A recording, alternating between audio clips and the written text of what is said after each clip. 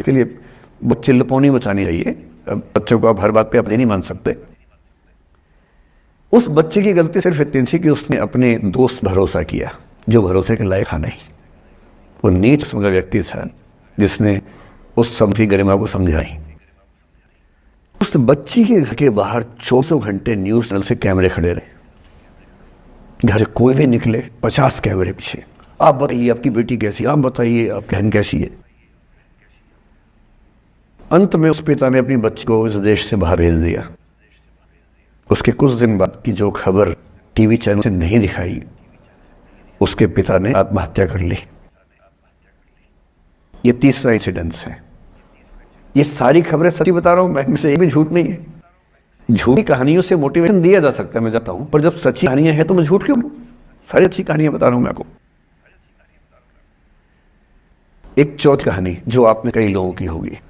मेरा एक स्टूडेंट है, सिविल सर्वेंट है, सीनियर लेवल पे है, करीब 40 साल का है। उसने आज तक शादी नहीं की। क्या उस शादी करने की इच्छा थी? पूरी इच्छा थी। फिर क्यों शादी नहीं की? भाई कुछ लोग तो होते हैं कि शादी करनी है, कोई मिशन है। योगी जी है, मोदी जी है, ठीक है, उनका तो मिशन है। ममता जी है, उनका मिशन है। पर जिसका जीवन में ऐसा कोई मिशन नहीं है और जिसको प्रेम करने का मन भी करता हो, वो तो शादी करता है आमतौर पे। उसने शादी क्यों नहीं, जानते हैं? जब वो 25 की उम्र में था, जब वो मेरा विद्यार्थी भी था, एक दिन मेरे पास आके बोले, सर एक बात करना चाहता हूँ। मुझे मेरे स्टूडेंट्स ऐसी बातें खूब करते हैं पसंद, कि अब तो मैं टाइम कम दे पाता हूँ, पहले तो ये सब होता रहता था क्लास के अलावा। एकदम रोता हुआ आया, आंखों में आंसू भरे हुए बहुत सारे। मैंने क्या हो गया भाई? तो फिर उसने किसी का नाम बताया, सर वो मेरी स्टूडेंट थी कि सर उसके साथ रिलेशनशिप थी, उसने धोखा दिया है मुझे। अच्छा, धोखा देने वाली कहानियां मुझे अपील नहीं करती। मेरा मानना है कि दोनों पक्षों की गलतियां होती हैं। आप केवल अपने पर्सपेक्टिव से सोच के धोखा करते रहते हैं, ऐसा थोड़ा ना होता है भाई।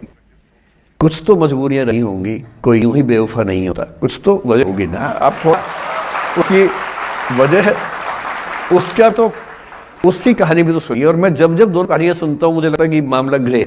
आप किसी एक उंगली उठा ही नहीं सकते किसने ऐसा किया। दोनों की गलतियां होती हैं, ऐसा थोड़ा कि एक की होती है। बहरहाल भाई साहब को ऐसा लगा कि धोखा हो गया उनके साथ। तो मैंने तो कोई बात नहीं यार, हो गया तो हो गया, तू नहीं कोई और सही, ऐसा क्या है। इतनी बड़ी दुनिया है, 8 अरब की आबादी अब है, उस समय भी 6-7 अरब तो थी। मैंने कहा 3.5 350 करोड़ कोई तो होगी तुम्हारे लिए, ऐसा क्या है, कोई और देखेंगे। पर वो थोड़ा ज्यादा सेंटिमेंटल था उस समय। धीरे धीरे पता नहीं उसके मन में क्या बैठ गया। उसके मन में ये बैठा कि दुनिया की सारी लड़कियां धोखेबाज होती हैं। ऐसे मूर्ख कमी नहीं है दुनिया में, ऐसे बहुत मूर्ख हैं। दर्शन की दुनिया में इसे अवैध सामान्यीकरण कहते हैं, इलिसिट जनरलाइजेशन। इस मतलब बहुत छोटे सैंपल के बेस पे ये समझ लेना कि ये थ्योरी पूरे ब्रह्मांड पर लागू होती है। एक लड़की ने धोखा दिया, मान लीजिए धोखा दिया, धोखा इसने दिया कि उसने दिया कि किसी ने दिया, जो भी कहानी हो, एक सैंपल से ये मान लेना कि सब ऐसे होते हैं।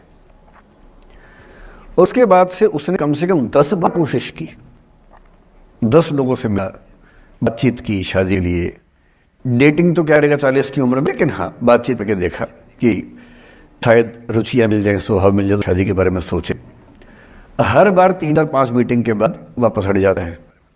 अब तो मैंने पूछना बंद कर दिया है। जब मैं पूछता था, बोलता था कि सर 3-4 मीटिंग के बाद लगता है ये भी वैसी ही है। मैंने कहा भूल जाओ भाई, उससे भूल जाओ, बात खत्म हो गई। उसके बच्चे घूम रहे हैं स्कूल में, अब तुम कम से कम शादी तो कर लो।